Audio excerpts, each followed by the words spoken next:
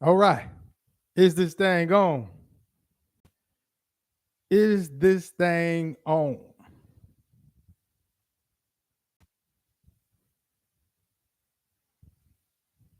Man, hold up for a second. I don't know what's going on with I'm trying to do two things at once. Anyways, is this thing on? Is this thing on? No drunk drivers. Let's get it cracking. Tyreke Hill pulled over by law enforcement on his way to the football game. Tyreke Hill is a professional football player, wide receiver, well renowned for his speed, et cetera, et cetera. Um, I'll just give my personal opinion, but what I really want to get into is the not so much about, I don't want to break down too much of what transpired on video. I just want to give people helpful tips on how to navigate in these situations. So, first, with pertaining to the specifics of the video, my opinion, I think it could have been avoided by, and if I'm keeping it a stack, by both parties. Let me explain. The cop, I guess you could say doing his job and pulled the man over for speeding. According to the video, it looks like he approached the vehicle in an aggressive manner. That right there sets the tone. It sets the tone right there. Um, and then everything else transpired after that. So let's just say if the cop did not approach the vehicle in an aggressive manner, more than likely Tyreke would not have reacted in an aggressive way. This is all assumptions. Tyreke, even though the cop approached him in an aggressive manner, his goal is to make it home safely. Get out of there safely without getting hurt or worse, getting killed, because we've seen both scenarios play out real time, real life, many different times, way too many times. So him reacting, questioning the cop, that's just adding on, and then everything escalated from there. I do think it was excessive. I think there was a more than likely a grudge to pick because I think they knew who they were pulling over, and common assumption, they probably feel that, oh, these celebrities or people with a lot of notoriety, they get to do whatever they want. I'm going to teach this guy a lesson. I'm going to use him as a lesson. And that's a lot of times in law enforcement, and you see that in the court system as well. They would use people with a lot of with high notoriety. They use these to make statements for against the regular Joe Schmoes, to send a message. Hey, we're not playing the game. If it can happen to him or her, it can most definitely happen to you. So I think there was a little bit of that going on. Yeah. So that's it. Now let's get to the real thing and why I really wanted to make this video. Race. Oh yeah, I'm going there. I'm gonna try to tighten it up, but hey, man, you have to talk about what's real. Race. Does it play a factor? I believe it does. I believe it does. History has shown us that. We've seen it play out time and time again. So yeah, what you want me to do? Close my eyes and act like I don't see race? Yeah. And this is why I want to talk to my people who look like this skin color right here. I can deliver. Do have their stories, their perspectives, whether they have pleasant or unpleasant encounters with police officers, go ahead and tell your story. I can only tell you my perspective. Um, so my advice would be to the young black men, young black women, especially in today's climate. Um, the goal is to make it home. You must realize that the cop is a cop. That's it. Nothing more, nothing less. They are not a judge. Debating with the cop, all that's going to do is aggravate that individual, and it becomes almost like hey, I'm going to put you in your place. You're going to respect me. I'm going to make you respect me. And so this is the attitude that I have noticed throughout the years that some have. I'm not saying all, and I'll just clear this up too. When people do make videos like this, we can only report on what we see, right? So I can give you my stories, but for the most part, I rarely see and hear a cop speak out against another cop. There are some who do. So salute to you all. But as a regular Joe Smo, it seems like you all are united. You all are united. And hey, that is what that is what it is. That's your take. You have your right to have your take. I have my right to have my take. Uh, but yeah, the goal is to make it home safe, get back to your family, um, and debate in court. Do not debate with the cops. When I get pulled over, nah, maybe when I was younger, there was back and forth, but for the most part, if I get pulled over, I keep conversation to a minimum. I am not there to get to know them. I don't want them to get to know me. I don't want things to escalate. I don't want any misunderstandings. If you're going to write the ticket, go ahead, write your ticket. We'll settle it out in court. That's it. Most of the time, you can just pay your fine and go on about your way. And if you want to fight it, that's when you start doing the talking while there's other people involved. See, that's another thing, man. You have to be aware of your surroundings. When you get pulled over and there's nobody around, now it's your word against his. And we already know how that plays out. Unfortunately, we've seen it way too many times. Um, Reacting after something has been done, that's one thing, but prevention is always the key. Prevention. I don't want to react after getting hit. I would rather prevent not getting hit. See, you see the difference? So this is how you can, one way of prevention is remaining cool, remaining calm. I know you're pissed off, right? You're about to have a speeding ticket. You don't want to pay the money or whatever it is. Whatever inconvenience that is, you do not want to go through it. I understand that. You must weigh your options. Is it worth your life or not? The reason why I'm saying, is it worth your life? Because you've seen too many times, especially in social media, um, it's almost to the point where people have become desensitized to death. You see it play out real time, real life sometimes. Right there, you can see the cop draw the weapon and shoot. And these images and videos, these graphic images and videos are released to the public for people to see. And a lot of times, more times than not, I'm seeing black and brown. That's it. Predominantly black. Is that a coincidence? I think not.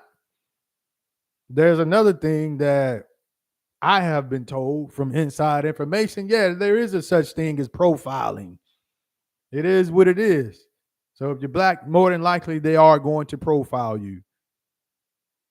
They're going to profile you with your skin color once, right?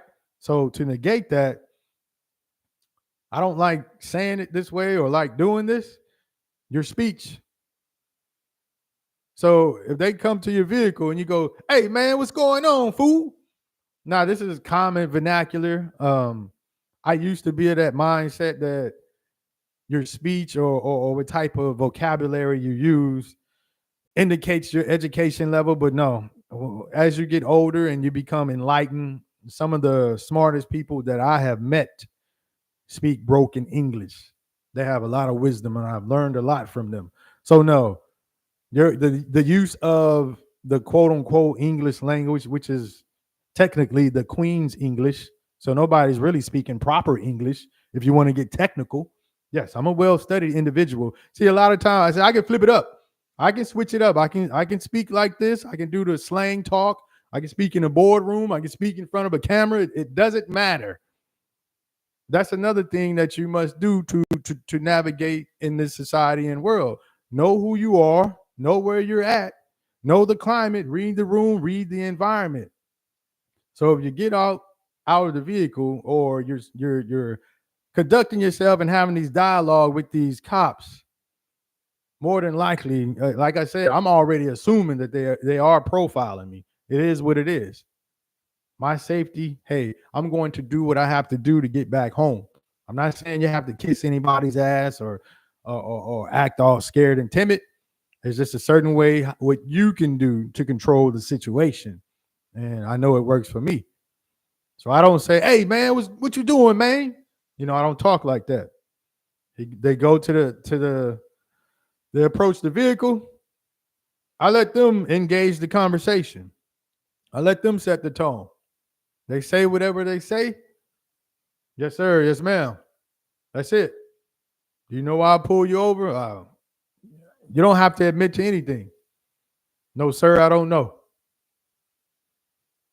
You keep it short. That's it. No, ma'am, I don't know. Okay, you were speeding. All right. So I'm going to do is write you the side, whatever they're doing, license, registration, and all that good stuff. You go ahead and hand them that. Let's say you don't want the speeding ticket, or you want to debate the speeding ticket. Now is not the time. Do not engage in these lengthy conversations with the cops. You already seen too many times that some of them have a hair trigger. They can set you up. All they have to do is yell and say, "Oh, weapon, fire, what are you doing? Move." They're going to yell something out to try to um they want to make known that they feel threatened, because once they I guess the law protects them in that manner, to where if they feel threatened, they now can use force to neutralize the opposition. We've seen that play out.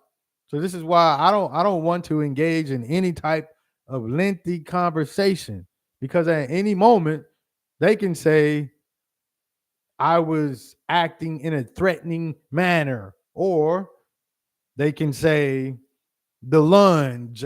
How many times have we heard that? Lunge. I still don't know what the hell is a lunge. I watch mixed martial arts. I've actually participated in mixed martial arts. I still have not been able to identify or been taught a lunge technique.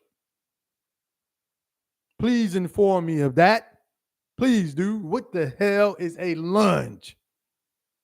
And is that a life-threatening technique? So I don't want them saying that, hey, your boy lunged at them, and then they pull out their blammers and get to shooting. This is what you all must know. You must educate your youth, even you adults out there. I'm telling you, this stuff will be helpful. Do not engage with the cops. So I'll make another disclaimer. These experiences that I'm talking about will probably fit the mold of a cop that's overzealous, want to prove a point, over aggressive, not personable, etc. Are all cops like that? No. I met some great cops. Sometimes they let your boy go. Sometimes they let me go. But nah. So if the shoe fits, wear it. That's basically what I'm saying. And you must be cognizant and aware of who you are, especially in this country. Race does play a factor. And until that factor has been eliminated, you must move accordingly. I don't want to hear, oh, this guy's race baiting and all that other shit, because then I'm going to give you some tips on people who want to debate these tactics. If you tell me that I'm race baiting, then I'm going to say, what is your experience with the counter race? They're going to say, what do you mean? So how many times do you interact with people who do not look like you when you don't have to? That's the reaction and answer that you're going to get most of the times. Not all the time, most of the times. Let me say it again. How many times do you encounter or have to socialize with people who do not look like you when you are not forced to, meaning work? So outside of work, are you hanging around black people?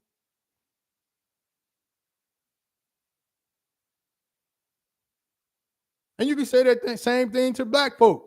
Outside of work, are you hanging around white folk?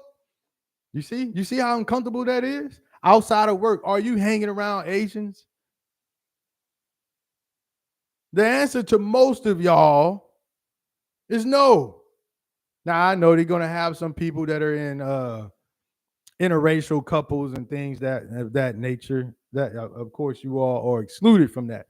But just because you are in an interracial couple, you're with that person. That's it. That's where it stops. Sometimes some people get a little bit too comfortable dropping M bombs around me. That's another video I wanna make, but I'm not going to do it right now. I don't use that word. How many times have you heard me use that word? I do that on purpose for a reason. It's a sign of respect. Hey man, I don't use it. Don't use it around me, especially if you do not look like me. Yes, I'm saying it on camera. See, there's a difference between some people, they too scared, or they too, I don't want to say scared, but they're too timid to say certain things. As I've gotten older, I've realized I'm not trying to get along with everybody, because everybody do not have my best intentions. So that's fair to say, right? So if you do not have my best intentions, why do I want to be around you? So if you can't show me that decent, common courtesy, respect, then get the away from me. It's as simple as that. Yeah, I'm an old, what do they call, honorary. I'm one of them grumpy individuals. Yeah, I do all that smiling and doing all that stuff. I'm telling you, man, I'm really grumpy, man. But now let's stick to the topic. So yeah, that's just I'm just trying to give you all some pointers on how to escape these bad apples. Like I said, until the bad apples are no longer, I must move accordingly. Not trying to offend anybody who have cops and law enforcement or anything like that. I don't know you, right? You're not in the vehicle with me when I'm getting pulled over. So I must do what I have to do to navigate this situation so that I may be able to get home safe and sound. So to recap what I just said before I get into my personal stories, one, the cop is not the judge. Your time to debate is to debate in court where other people are around. I know the ticket or whatever citation they're, I guess, threatening to issue, go ahead and let them do that. That fine or that court date is not worth your life. Just know that when you are engaging with police officers for an extended amount of time, the longer you engage with this any type of dialogue with them, the risk of your life or being in danger increases. It's just what it is. And I can only give you the black perspective. So that would be my advice to you adults, and also to the children, and to the adults who have children. I would advise them to move that way. Another thing before I get into my personal stories, I forgot who said this quote, but a lot of times when black people get in trouble is when they act like they're on the same level as others. I know I'm doing a poor job of butchering that quote, but basically it's kind of like, hey, you're acting like you're one of them. Mm-mm. I always know where I'm at. I know the history. I've studied the history. Um, I look at current events. I'm not saying it's like that all the time. I treat respect with respect. I give respect with respect, no matter the race, the color, the gender, or whatever title you want to have. Right. So I believe respect transcends all of the nonsense that's being spoken. But at the end of the day, safety is personal. Forget what all this. I'm not trying to hurt feelings. And no, you gotta teach your youth. You must teach the youth. You gotta teach them. And you have to tell them about these uncomfortable conversations.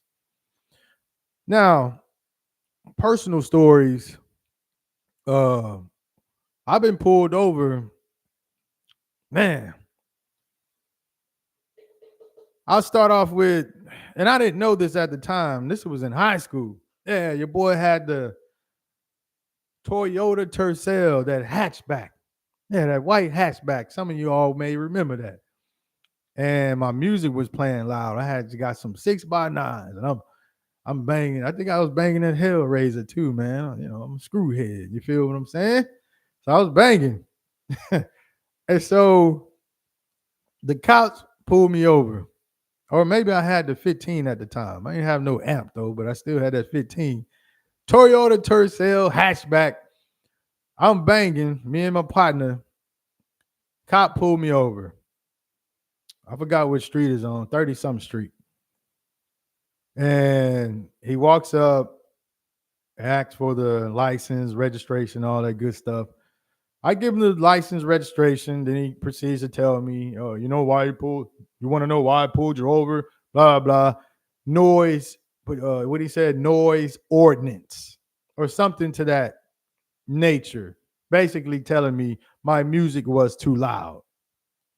Uh, I'm not too sure what I said. Like I said, there was the conversation was not extended, but then here goes once again. So when people they want to call someone a race baiter or all these other adjectives, you don't know these people's story.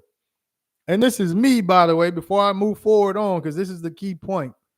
This is me, by the way. So when I say this is me, anybody that knows me know that I have never been gang affiliated. I don't even do drugs.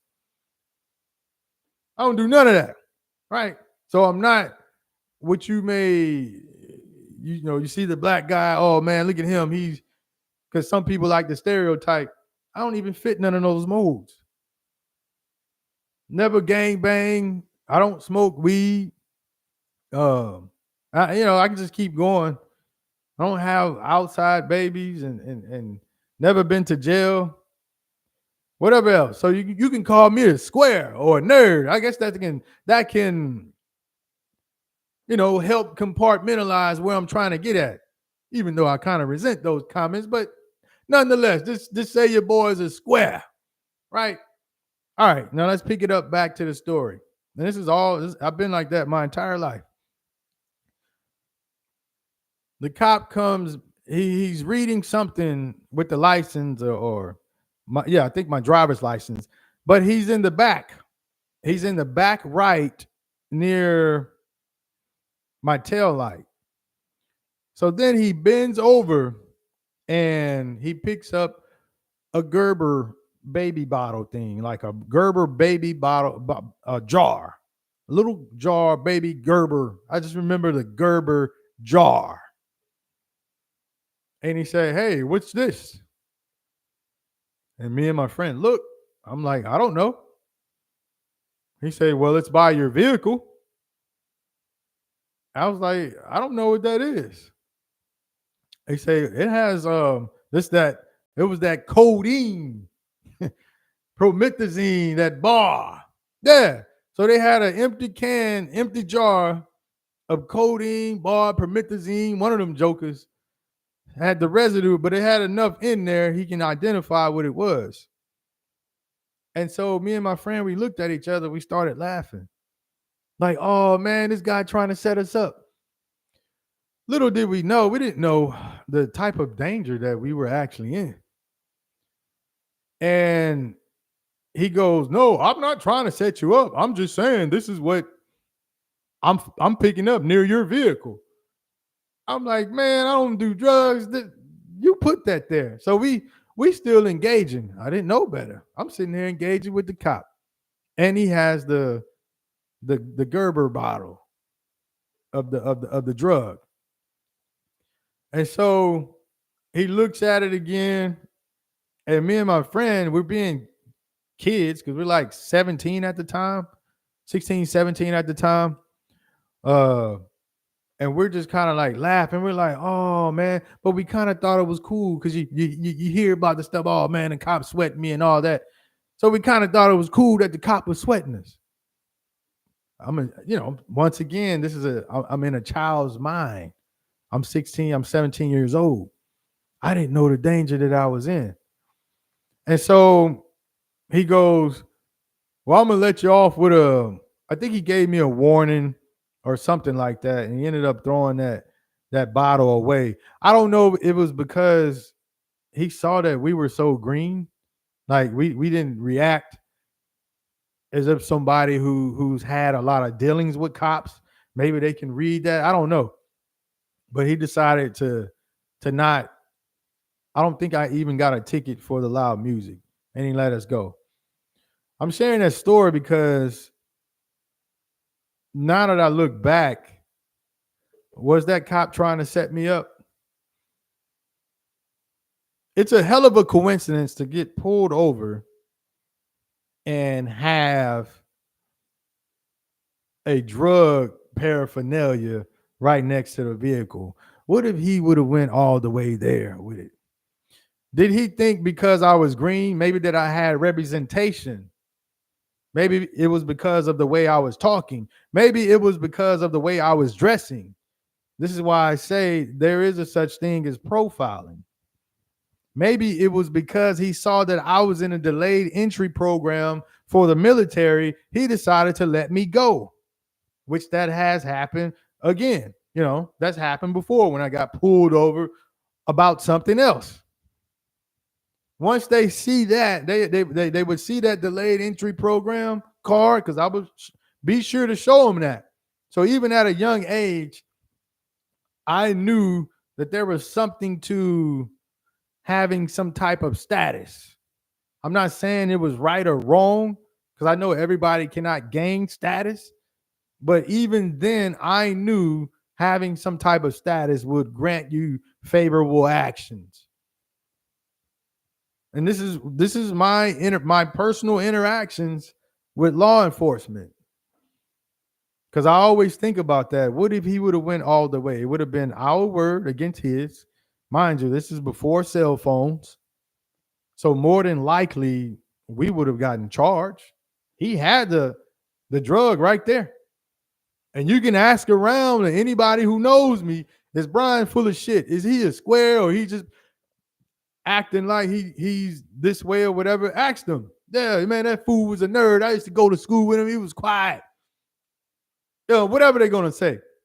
Even though I'm going to say I wasn't a nerd, I was just quiet, man. Quit trying to put that label on your boy. But yeah, but serious though, all bullshit aside, my life would have changed. Because we all know once you get a criminal record, it's hell trying to get a good paying job. It's hell trying to get loans and all these other things that your average citizen has access to. So now let's fast forward to, and I'm only gonna point out the ones that help mold my perception of law enforcement. This was many years later. I would say I was around 24, maybe 26. 26. By that time, I got a little bit going on for myself. I'm out clubbing with one of my partners. We were out in the parking lot and we were debating whether we should go inside or not. Once again, nobody's doing drugs or anything like that.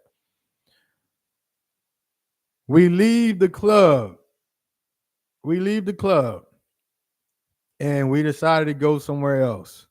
Soon as we leave the parking lot, ooh, whoop. So the dude like, uh-oh, hey man, your stuff good? So I'm like, yeah, I'm good, man. I don't know why the hell you pulling me over though. Guy pulls me over, license registration. Of course, I give him license registration.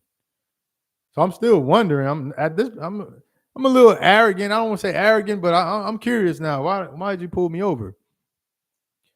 He comes back, license registration. So I'm like, sir, is there a problem? Or is there something that I did wrong? I forgot how I said it.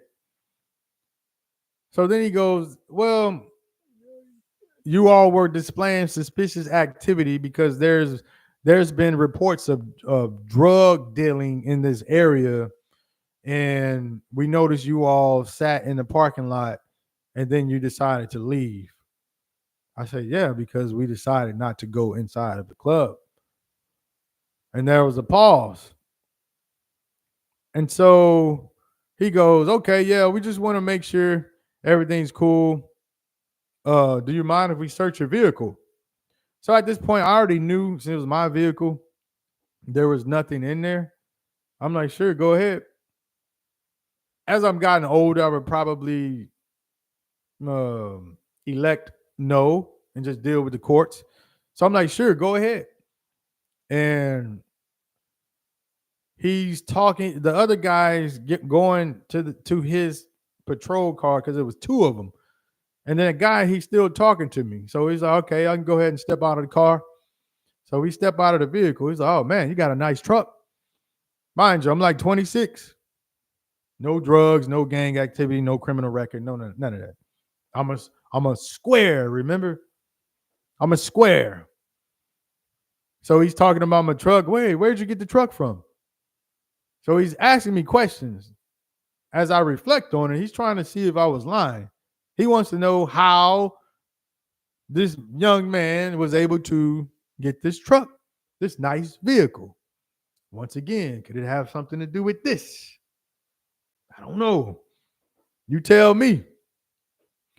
So he keeps asking me questions about my truck and he's complimenting me on the truck. But I knew he was doing that so his guy can go ahead and do what he was doing.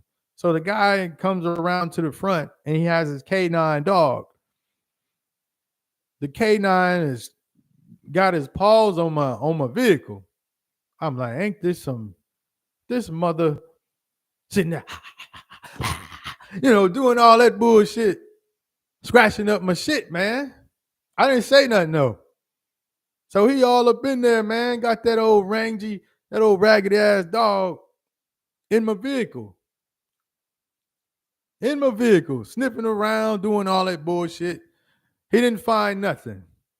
So he goes, yeah, okay, man, I'm gonna go ahead and I forgot what he said. He tried to he mentioned something about tent. It was something, but he tried to make it seem like he was doing me a favor. But I knew it was all full of shit at that point. Yeah, I knew he was full of shit. My third instance. Oh yeah, it's crazy that this square has all these police stories, and I'm only naming the ones that were eventful. This was, I want to say, a year or two before that. So maybe, yeah, I was still in the military. I was stationed at Fort Hood, and what I would do was drive home on the weekends because of the distance. It wasn't too far. So this is one of the times I was driving home. I would say this story right here is probably a good story. Probably. Because I survived it. Yeah, your boy life was threatened and all that shit. So I'm driving home. I'm a young man. I'm speeding. So that was my fault. I'm booking it. So we had like a 3-day weekend or something. I don't know what it was. I just remember after formation, I already had my bags packed, and I just hot tailed it. Boom! Soon as formation was over with, I'm in my vehicle. Boom! I'm gone. I'm trying to make a break the record, right? But I think in this instance, no, this is what actually happened. I took a nap after formation and I hit the road. So I hit the road like at 12 in the morning, 12 in the morning. And that drive from Killeen to Galveston, some of them roads, man, it's not all highlighted highway. That 36, I believe, going south and north, that's like a 2 lane. This 2 lane, and that's a good little stretch before you hit 290 around Brenham. So in that 36, I'm moving and grooving. I ain't gonna lie, man. Your boy was moving. Reckless. I don't do that anymore. Like I said, this was my fault. I'm not gonna say the cops were in the wrong. So I had my system banging. It's late at night. I'm moving and grooving. And I just so happened to look in the rearview mirror and I see these lights flashing. And I'm looking, I'm like, man, am I tripping? So I kind of rolled down my window to look in the side mirror, and I turned my music down. You can hear mind you, man, I think I was going like 90, maybe even 100 something. I ain't gonna lie. Your boy was speeding. So yeah, I was guilty on that one. I was moving and grooving. But I didn't see him or I didn't hear him. So I pull over. And I'm like, shit, man. They got me. They got me red-handed. But you know, I'm clean. Don't do drugs, none of that stuff. I'm clean. That man came out. Get out of the car. So he has this loudspeaker, you know, that bullhorn. Get out of the car. Hands out. You know, like on the movies, hands out. Roll your windows down. You know, all that. I forgot the instructions, but it's like, roll your windows down. Put your hands where I can see them. Now open the door. Step away from the vehicle. So before I even did that, I turned it off. So I'm doing the hokey pokey dance, all that stuff, they telling me what to do, and I'm now put your hands where I can see them up high. So I'm like this. It's like 2 in the morning. It's probably 2 in the morning, 3 in the morning. No lights, nobody around.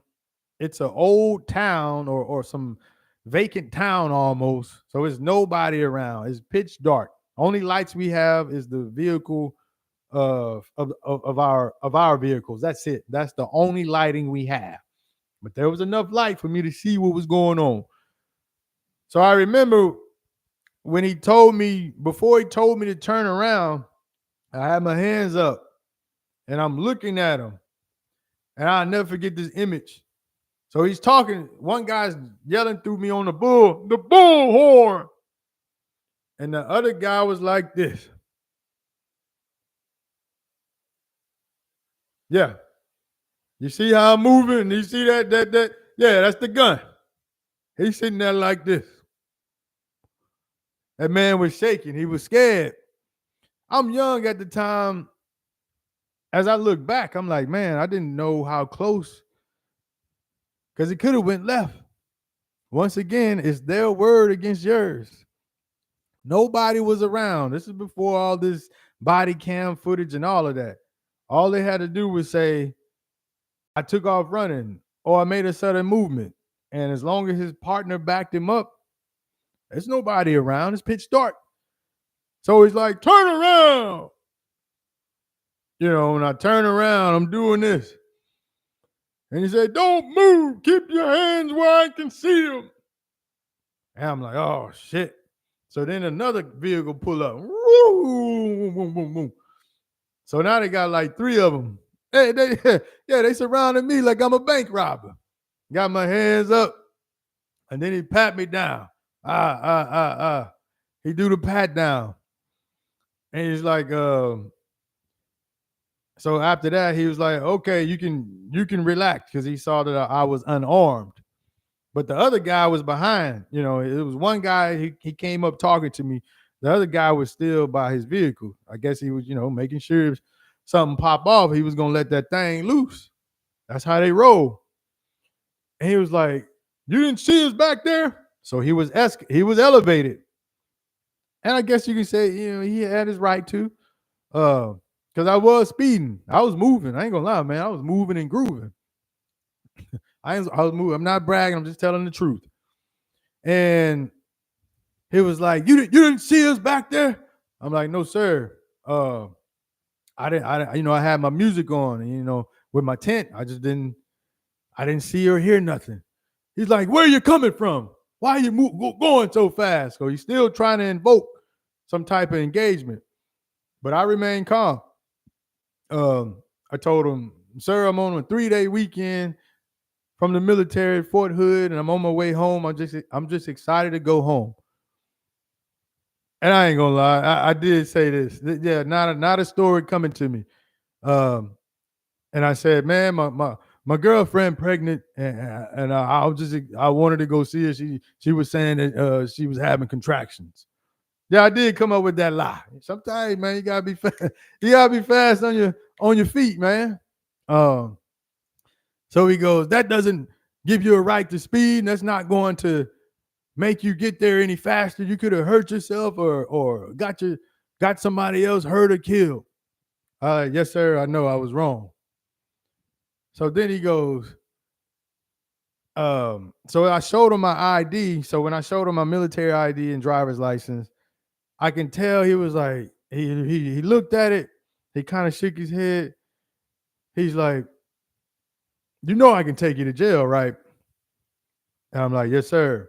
So I thought I was finna go to jail.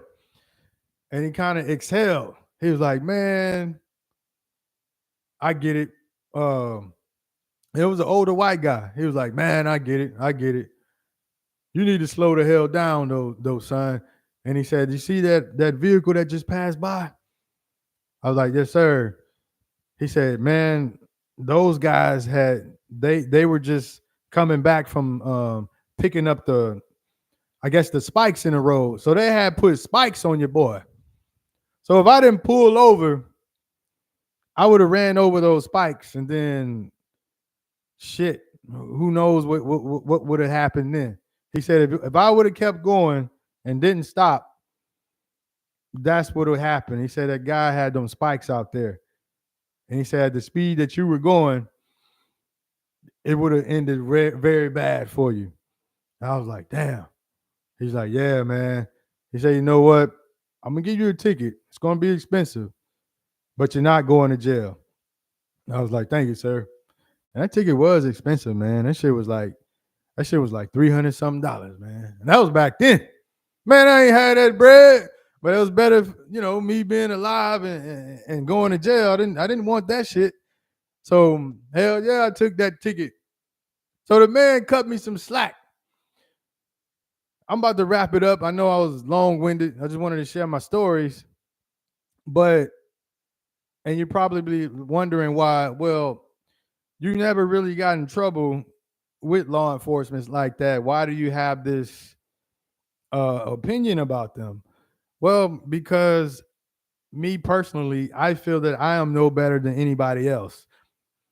Throw out the accolades, status, money, whatever you want to call it, that people use to gain within this society, all that fake stuff, none of the things that you can take with you. At the end of the day, I'm no different than any other man or woman, right? And I do see a trend where people who look like me, they are treated differently when it comes to law enforcement.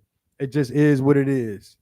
And so it can change. It doesn't have to be that way. But because it is that way, I advise people who do look like me, don't argue with the cops. That's not the time to talk to them. Keep dialogue straightforward, very minimum, or just don't say shit at all. And if they're going to book you, let them go ahead and book you. That's better than getting shot or killed. And these are the options that we have. It's getting shot or killed or whatever. It can go there even for something, a minor offense as a traffic stop. And to you people, I'm going to leave on this, but I'm going to make another video another day. To you people that are saying, well, you shouldn't break the law, just know that I know that the ones who subscribe to, well, I'm a law-abiding citizen that makes me a good person. No, you're not. You are a piece of shit. You want to know why? Yeah, I told you, boy, he got it up here. Just because you are a law-abiding citizen, the law is not a barometer or some gauge, some measurement for morale and human decency. The law was not created for that, right or wrong. So if you are choosing to use the law as your gauge for human morale and decency, that means you are a person of low character and low morals. So if you are a person of low character and low morals, I don't want you around me. This is why I speak the way I speak. I'm speaking like this on purpose. I wanted to invoke some type of action within you to let you know, hey, man, I'm not comfortable around me, so don't come around me. Now, as you can see, I'm still no drunk drivers. We can do business because, like I said, respect transcends everything. I'll do business with the races, whatever, all that stuff. You pump up no drunk drivers, hey, we cool. We cool. Doesn't mean we're going to hang out with each other. Doesn't mean we're going to have the same opinion. But I do not hang around people who use the law in place of human decency. And that's something that I'm not going to argue or debate with. So if you are those type of individuals, stay the away from me. Keep it high and by. That's it. Because we're not going to get along. I'm going to do things that's going to irritate you, piss you the hell off, so that your true colors can be revealed. Yeah. Maybe I can get into that another video. And that's why I moved the way I moved. Yeah, because the laws, they did legalize slavery. I don't want to hear that shit about, it was the climate back then. Yeah, slavery was legal. Y'all know what pain feel like, huh? If I take a hammer and knock you upside the head or knock somebody upside the head, do I have to go through that to understand what pain is? Or do I know just from bumping my shoulder against a wood platform that hurts? So I know damn well a steel hammer is going to hurt. So if I see a human getting tortured, and because the law saying, hey, that's okay, it's okay, that I'm still a moral citizen. Oh, that's just the climate. That's bullshit. They were humans back then too. They knew damn well that shit was immoral. So when I hear people say, oh, I'm just a law-abiding citizen, I'm a good guy, nah, you could be one of them jokers who was co-signing that bullshit. But anyway, I'm getting a little bit too far ahead. All right, man, no drunk drivers. I'm out of there. Peace.